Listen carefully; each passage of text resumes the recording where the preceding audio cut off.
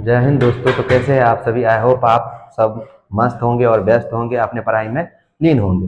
तो हम जो है क्लास हमारे पर्यावरण का चैप्टर लेक्चर 1 और लेक्चर 2 आज डाल दिए जाएंगे। लेक्चर 1 डाल दिए, लेक्चर 2 डाल दिए जाएंगे। तो आप लोग इस सेशन अगर अच्छा लगे, आप लोगों को सेशन अच्छा लगे तो लाइक सब्सक्राइब और शेयर थोड़ा कर दीजिएगा, ताकि दूसरे विद्यार्थियों को भी फायदा हो जाए। ठीक है ना? बहुत विद्यार्थी ऐसा होता है कि नहीं, हम इस सर जी से पढ़ लेंगे और दूसरे कोई पढ़ लेगा तो वो भी ज़्यादा सीख जाएगा, तो हम पूछेंगे तो बता देगा तो दिक्कत न हो जाएगा। तो ऐसे ही भावना नहीं रखना, सबको सीखने की भावना दिया जाए। और संसार में सब व्यक्ति अलग होता है, सबके पास कुछ ना कुछ होता ही है। ठीक है, तो आप लोग जो है आज क्लास सेशन ये जो है हम 3 डाल रहे हैं, और ये सेशन 3 कल आपके यूट्यूब चैनल पर डाल दिए जाएंगे। और प्लेलिस्ट में हम जो है क्लास 2 जो है लेक्चर 1 और लेक्चर 2 डाल दिए हैं, तो उसको भी आप लोग देख लीजिएगा और उसके बाद ही लेक्चर 3 को देखिएगा, नहीं तो फिर समझ में नहीं आएगा। और हम चैप्टर डाल रहे हैं पर्यावरण और हम। तो पर्यावरण और हम में हम जो है अनुकूलन बताए थे कि जीवों के अंदर पाए जाने वाले वो विशिष्ट गुण जिसके बदौलत वो जीव अपनी पर्यावरण में रहने योग्य बनता है, उसे ही क्या कहते हैं? अनुकूलन कहते हैं। तो अनुकूलन के बारे में आप बताएंगे कि अनुकूलन के आधार पर पौधे भी अलग अलग प्रकार के होते हैं, अनुकूलन के आधार पर जो है जंतु भी अलग अलग प्रकार के होते हैं। तो अनुकूलन के आधार पर पौधे अलग अलग प्रकार के होते हैं। जैसे कुछ पौधे ऐसा होता है जो ज्यादा धूप में उगता है, कुछ पौधे ऐसा होता है जो छायादार में उगता है, कुछ पौधे जल में उगता है। तो अलग अलग जो है अनुकूलन के आधार पर पौधे का प्रकार है। तो पौधे के प्रकार की हम यहाँ पे चर्चा नहीं करेंगे, क्योंकि पौधे के प्रकार का जो है आपके चैप्टर में चर्चा नहीं किया गया है, इसलिए तो हम चर्चा नहीं करेंगे। जंतुओं के प्रकार, अनुकूलन के आधार पर जंतुओं के प्रकार का भी आपके चैप्टर में चर्चा नहीं किया गया, मगर जंतु के प्रकार का हम थोड़ा बता दें ताकि आगे काम आए। ठीक है ना? और तो ठीक है, आज हम हेडिंग लाइन आप लोग डालिएगा, जंतुओं में प्रकार। तो पहला प्रकार है माइग्रेशन। पहला प्रकार क्या है? माइग्रेशन। जैसे मान लीजिए जंतुओं में, हेडिंग लाइन डालिए, जंतुओं में अनुकूलन के आधार पर प्रकार। तो पहला प्रकार है माइग्रेशन। माइग्रेशन मतलब प्रवास। माइग्रेशन मतलब क्या होता है प्यारे दोस्तों? प्रवास। प्रवास कुछ जीव के अंदर प्रवासीय गुण पाया जाता है, जिसके कारण ये जो अपने पर्यावरण में रहने योग्य बनता है, उसे क्या कहते हैं? प्रवास। जैसे मान लीजिए, जैसे हम इसका एग्जाम्पल देते हैं, जैसे एक प्रमुख एग्जाम्पल है ऑस्ट्रेलिया। ऑस्ट्रेलिया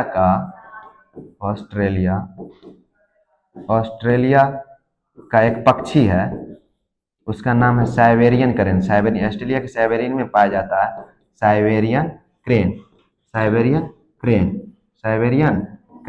तो साइबेरियन क्रेन एक पक्षी है जो ऑस्ट्रेलिया में जब गर्मी पड़ता है, ऑस्ट्रेलिया में जब अत्यधिक गर्मी हो जाता है, तो ठंड के मौसम में यहाँ पे आ जाता है, भारत में आ जाता है। और जब भारत में मार्च अप्रैल में ज्यादा गर्मी पड़ता है तो ये क्या फिर ऑस्ट्रेलिया चला जाता है। ऑस्ट्रेलिया मौसम में ठंडी हो जाती है तो ऑस्ट्रेलिया चला जाता है। तो इस प्रकार हम कह सकते हैं कि साइबेरियन क्रेन में जो है, साइबेरियन क्रेन में प्रवासीय गुण पाया जाता है। साइबेरियन क्रेन में प्रवासीय गुण पाया जाता है।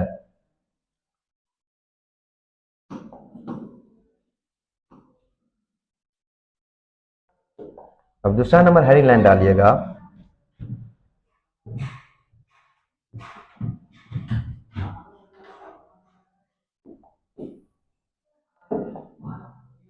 दूसरा नंबर हेडिंग लाइन डालिएगा कॉम्यूफ्लेग। दूसरा नंबर हेडिंग लाइन थोड़ा डालिएगा कॉम्यूफ्लेग। कॉम्यूफ्लेग मतलब छद्मावरण। छद्मावरण। कॉम्यूफ्लेग मतलब छद्मावरण। अब छद्मावरण किसको बोलते हैं? छद्मावरण किसको बोलते हैं? तो ये कुछ जीव के अंदर पाए जाने वाले वो विशिष्ट गुण, कुछ जीव के अंदर पाए जाने वाले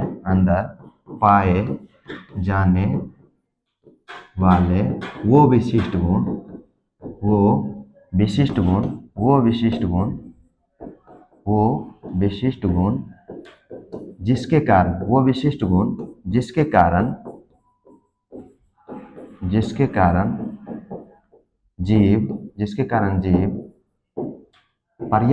जिसके कारण जीव पर्यावरण में अपनी उपस्थिति का एहसास ही नहीं होने देता। उसी को क्या बोलते हैं? छद्मावरण। एहसास ही नहीं होने देता है, होने देता है। उसी को क्या बोलते हैं प्यारे दोस्तों? छद्मावरण। जैसे मान लीजिए, जैसे हम इसका एग्जाम्पल देते हैं, जैसे में गिरगिट, जैसे मान ली गिरगिट की त्वचा, गिरगिट की त्वचा में त्वचा में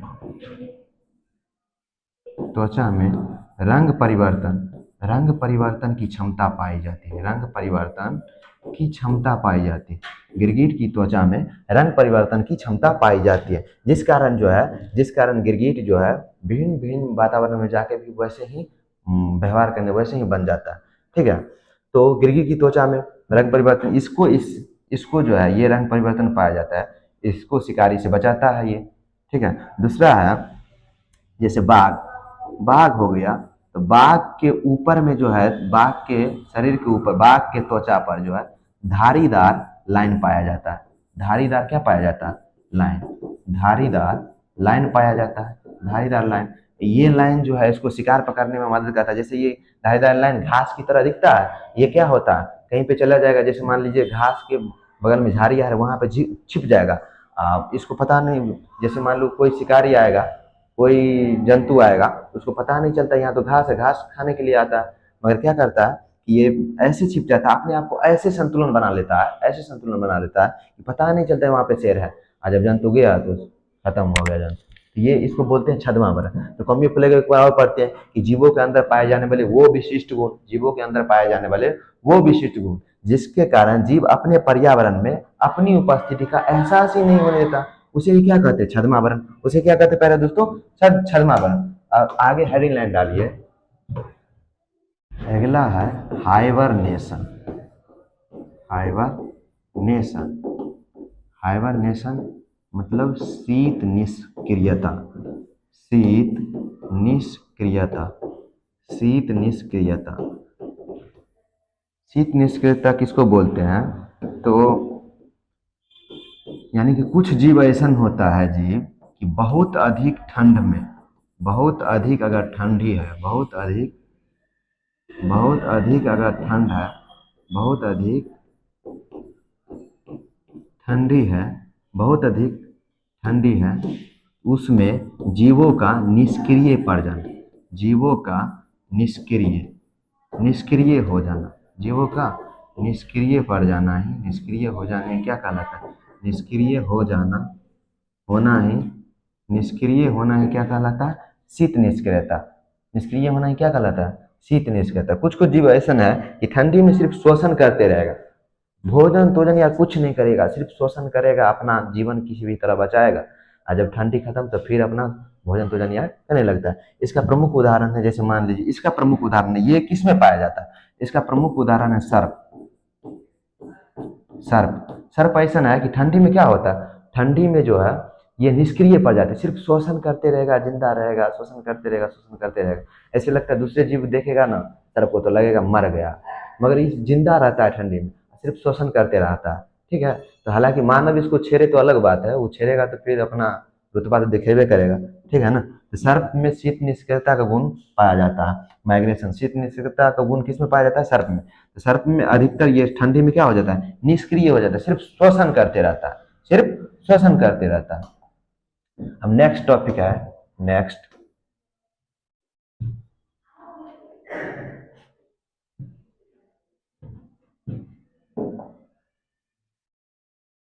है एस्टिवेशन। नेक्स्ट है एस्टिवेशन। एस्टिवेशन यानी कि ग्रीष्म निष्क्रियता, ग्रीष्म निष्क्रियता,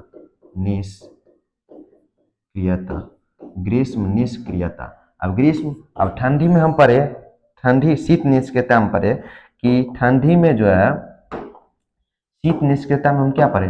ठंडी में निष्क्रिय हो जाना। ग्रीष्म निष्क्रियता है तो क्या? गर्मी में निष्क्रिय पड़ जाना।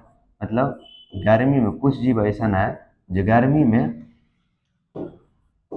में निष्क्रिय पड़ जाएगा, सिर्फ शोषण करते रहेगा, जिंदा रहेगा, निष्क्रिय पड़ जाना। कुछ विशिष्ट जीवों के अंदर ये गुण पाया जाता है। कुछ विशिष्ट जीवों के अंदर ये गुण पाया जाता है कि गर्मी के मौसम में जो है ये निष्क्रिय पड़ जाना। गर्मी के मौसम में क्या हो जाता है, निष्क्रिय पड़ जाते हैं। जैसे मान लीजिए ये किस में पाया जाता है, ये एक प्रकार का मेढक, जैसे मेढक, मेढक गर्मी के मौसम में इतना ठोस हो जाएगा, उसको मारिएगा कहीं पे तो टन टन आवाज निकलेगा, इतना ठोस एकदम निष्क्रिय। उस समय में सिर्फ शोषण करते रहेगा, शोषण करते रहेगा, शोषण करते रहेगा। और जब बारिश आता है तो खदबद खदबद इधर उधर करने लगता है, नहीं निकल जाता है, चटदबर निकल जाता है। तो मेढक, इसका प्रमुख उदाहरण क्या है, मेढक। मेढक क्या है, मेढक ये है कि गर्मी के मौसम में निष्क्रिय, सिर्फ श्वसन करता है, भोजन तोजन कुछ नहीं करता, सिर्फ श्वसन ही करते रहता है, श्वसन के जरिए अपना जीवन चलाता है। और जब बारिश होना स्टार्ट हो जाता है तो क्या होता है, निकल जाता है, अपना जीवन यहाँ पर भोजन वगैरह सब भी करने लगता है।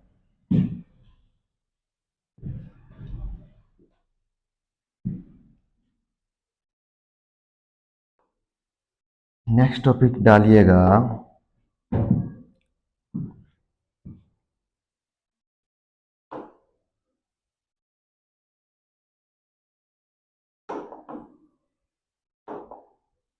नेक्स्ट टॉपिक डालिएगा एस्टिवेशन डाल दिए, अनुहरण, मिमिक्री।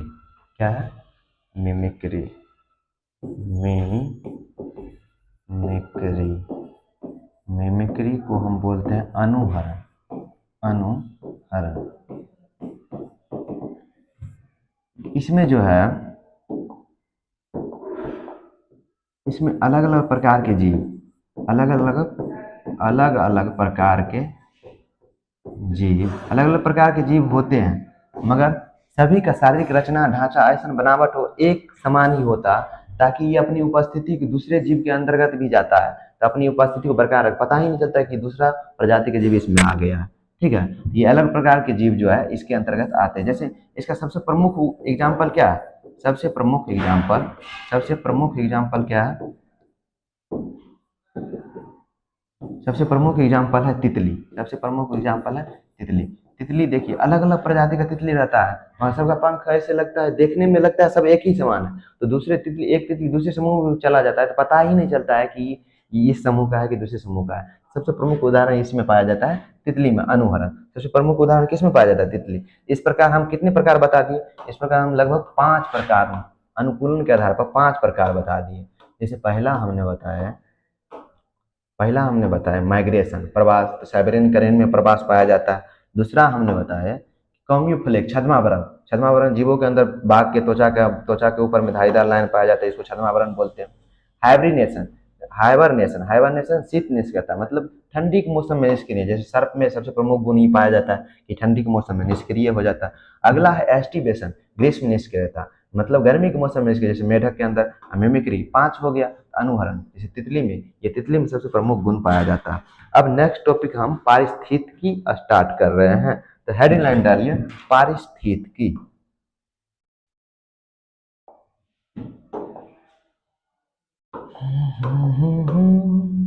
हेडिंग लाइन है पारिस्थितिकी,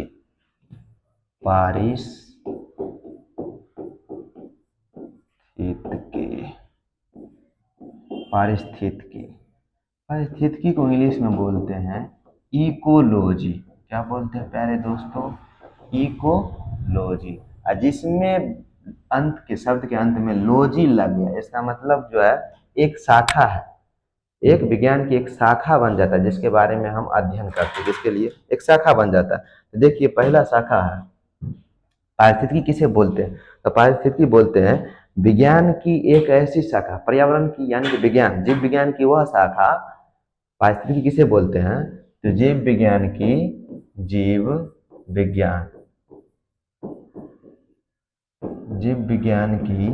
वह शाखा जिसमें हम पर्यावरण के बारे में अध्ययन करते हैं, जिसमें हम पर्यावरण के बारे में अध्ययन करते हैं, जिसमें हम पर्यावरण के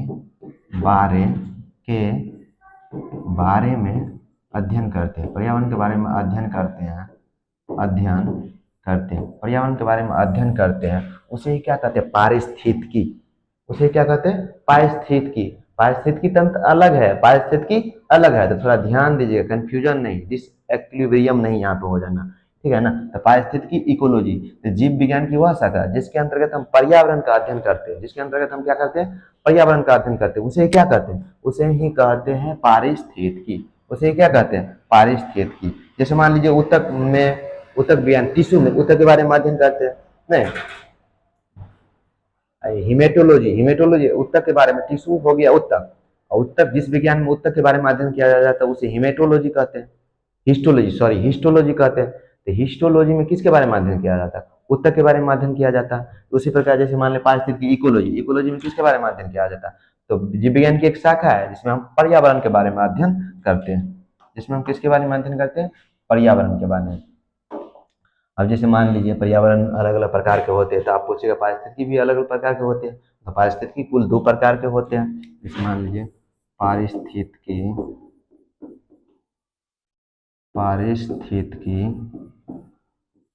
जो है 2 प्रकार के होते हैं। पहला क्या है, स्वपारिस्थितिकी,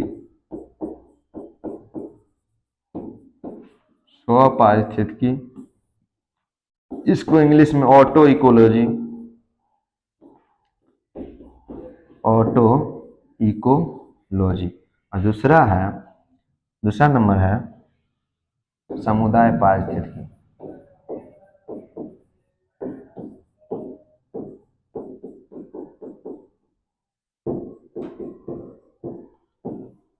पारिस्थितिकी। इसको थोड़ा उतारिए दोस्तों।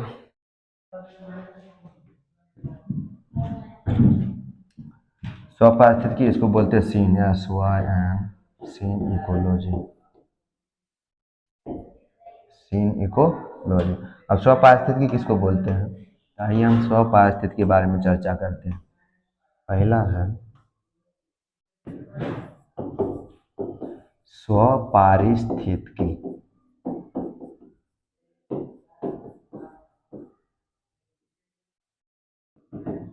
स्वपारिस्थितिकी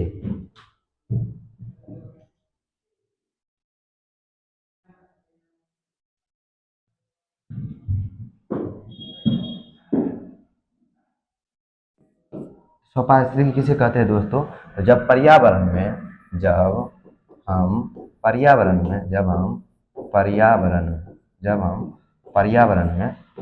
में किसी एक जाति के बारे में अध्ययन करेंगे, किसी एक जाति के बारे में अध्ययन करेंगे, किसी एक जाति के बारे में अध्ययन करेंगे, किसी एक जाति के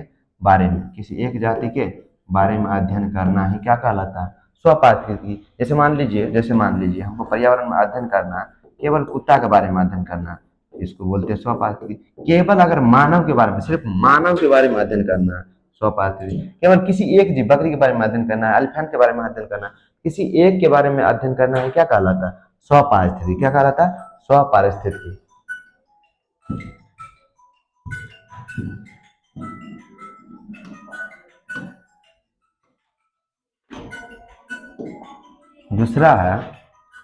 दूसरा है समुदाय पारिस्थितिकी, दूसरा है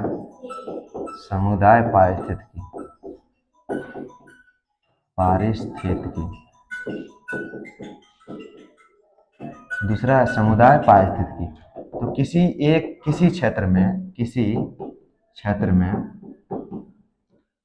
विभिन्न प्रकार के जीव रहते हैं, और सभी जो है मिलकर एक समुदाय का निर्माण करते हैं, सभी एक दूसरे से संबंधित रहते हैं। इसका परिभाषा क्या हो जाएगा, किसी क्षेत्र में, पर्यावरण के किसी भी क्षेत्र में, हम लिख रहे हैं, बोल रहे हैं, उसको भी लिखिए। पर्यावरण के किसी विशेष क्षेत्र में या किसी क्षेत्र में विभिन्न प्रकार के जाति निवास करते हैं, विभिन्न प्रकार के क्या करते हैं, विभिन्न प्रकार के जाति निवास करते हैं, विभिन्न प्रकार के जाति निवास करते हैं,